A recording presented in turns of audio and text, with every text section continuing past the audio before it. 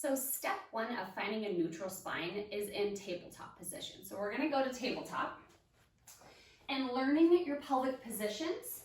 So neutral, anterior pelvic tilt, posterior pelvic tilt. Being able to find all three positions and learning how to control your pelvis is gonna be that first step. So once we find that nice neutral spine, the belly button is pulled in towards the ribs and my core is nice and engaged and that low back looks flat like a table. So this is neutral spine. Then we're gonna flip over to our back and practice it laying on the floor. So we have knees bent, relaxed position. You'll probably have a little arch in that back. We're gonna tuck the tailbone and curl under. This is posterior pelvic tilt. Then we're gonna tuck away. This is anterior pelvic tilt. So now we have that big arch. And then neutral, my low back is about flat and I'm pulling my belly button in towards the ground, kind of pulling my ribs down towards the pelvis, shortening this area. So I don't want my ribs to flare out. Okay, again, that core is engaged. I'm squeezing my belly and pushing it into the ground. We should be able to hold here, talk, and breathe, all while that core is engaged and the spine is neutral.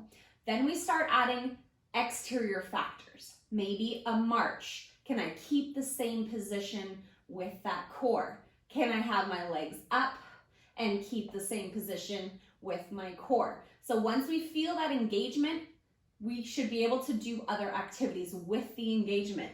Same thing back to that tabletop position.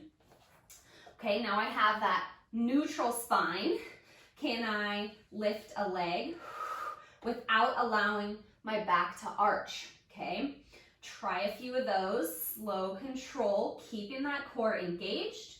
Maybe also reaching away, or you can try floating the knees.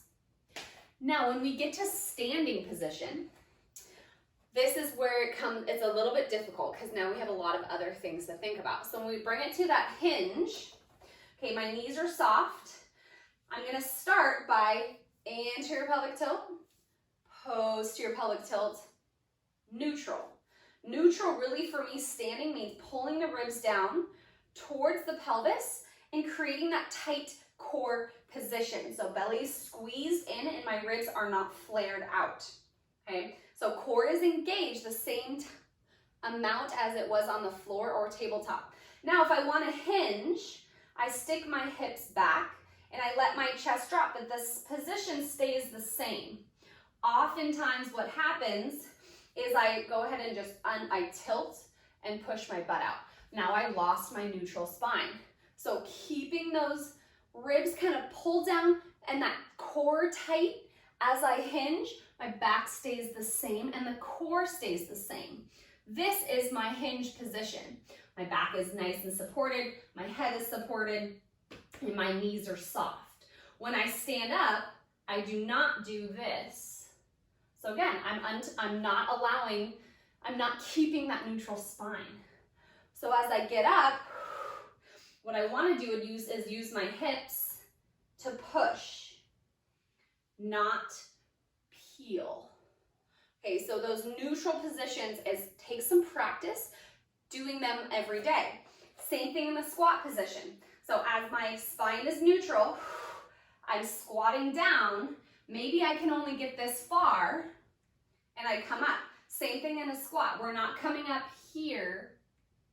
Okay, we want to come up by pushing our hips forward and keeping that spine neutral.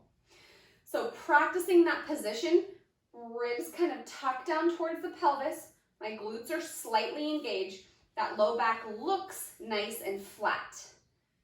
Hinging, keeping it flat.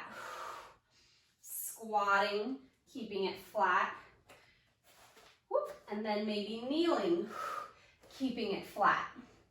So being able to do all those positions, keeping that tight core is going to help you support your back and get into better positions.